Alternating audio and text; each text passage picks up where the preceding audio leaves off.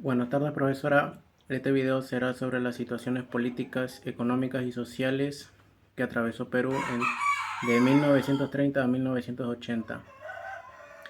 Que entre este lapso de tiempo en el Perú atravesó un periodo muy profundo de cambios sociales, económicos y políticos marcados por el final de la oligarquía y el establecimiento de un Estado que más interviene en las actividades como la Gran Depresión y la transición hacia la modernización.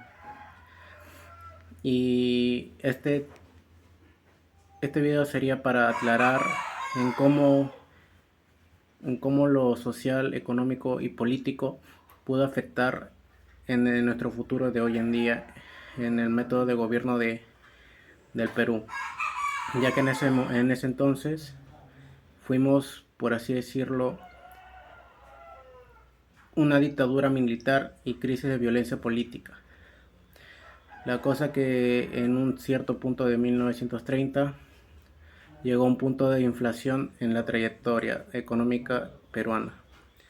Y en lo social podría decir que hubo mucha discriminación ante los agricultores y agrícolas.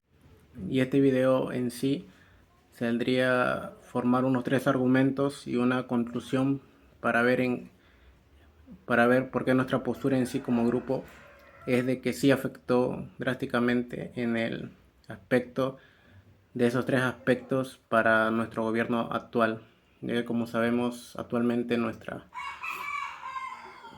estado en lo de gobierno siempre, siempre transcurre en nuestra historia de que siempre repetimos nuestros mismos errores, ya que nunca aprendemos en escoger a nuestro gobernante, ya que entre toda la historia del Perú, la gran parte hemos sido gobernados por gente inadaptada que nos llenaba de deudas, entre otras cosas. Le doy paso a mi compañero. Hola a todos, en mi participación yo voy a hablar sobre el primer y segundo argumento de nuestro ensayo, que se centra en los ámbitos político y económico del Perú entre 1930 a 1960. Durante este periodo, el país atravesó transformaciones profundas que marcaron su historia moderna, teniendo por ejemplo al primer argumento el ámbito político. En primer lugar, durante los años 1930 a 1940, el Perú enfrentó una crisis política y económica que cambió por completo su panorama nacional. La Gran Depresión de 1930 afectó gravemente la economía y provocó la caída del gobierno de Augusto Leguía, lo que puso al fin del régimen oligárquico e inició una etapa de inestabilidad política. En este contexto surgieron nuevos movimientos y partidos, como el APRA, la Unión Revolucionaria y el Partido Comunista, que representaban distintos sectores sociales, para dar pasos a nuevas fuerzas sociales y políticas. Como menciona el historiador Palacios, el Perú presenció por primera vez la aparición y el protagonismo de las multitudes en el escenario político, dando origen a los denominados partidos de masas como la APRA y y la Unión Revolucionaria. Esta cita básicamente evidencia que la crisis no fue solo de económica, sino también ideológica y política, porque permitió la participación de sectores populares en la vida pública. Más adelante, el gobierno de Luis Sánchez Cerro, surgido del golpe de 1930, prometió restaurar el orden y convocar elecciones libres, y la falta de recursos, pero, como explica Basadre, la depresión mundial tomó caracteres más acentuados y se reflejó rudamente en el Perú, mostrando la debilidad del Estado en ese momento. Finalmente, el gobierno de Óscar Benavides intentó recuperar la estabilidad bajo el lema Orden, Paz y Trabajo, pero consolidó un modelo de poder centralizado que mantuvo excluidas a las mayorías. Básicamente lo que quiso decir fue que el escenario político de la década de 1930 dejó un Estado autoritario y poco representativo, lo que influiría en los gobiernos que vinieron después. Y como segundo argumento tenemos el ámbito económico. En segundo lugar, la economía entre 1930 y 1960 estuvo marcada por la crisis internacional, una recesión interna y los intentos de reconstrucción del Estado. La caída de la bolsa de Nueva York afectó directamente a nuestras exportaciones, generando desempleo, menor producción y falta de pagos al sector público. Eh, Esto reveló la dependencia del Perú del mercado internacional y la fragilidad del modelo primario exportador.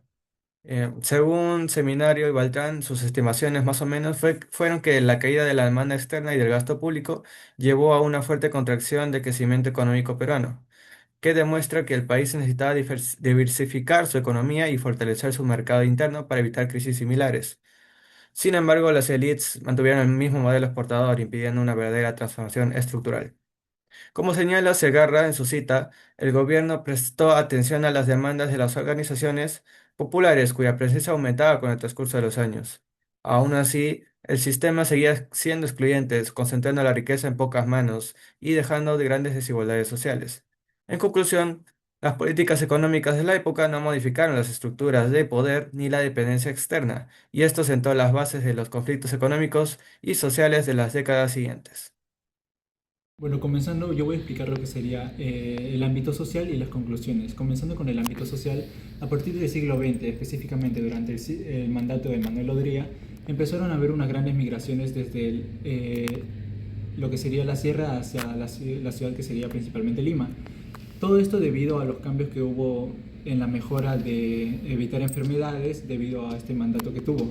También se formó una nueva cultura conocida como la cultura chicha. Esta cultura ha sido una mezcla entre lo andino y lo social, digo lo citadino.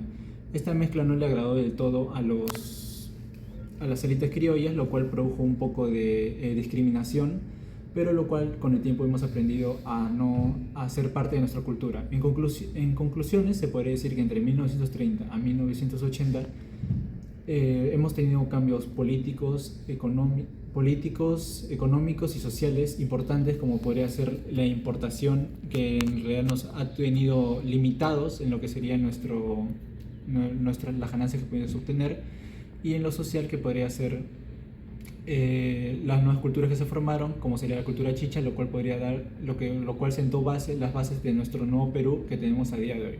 Gracias.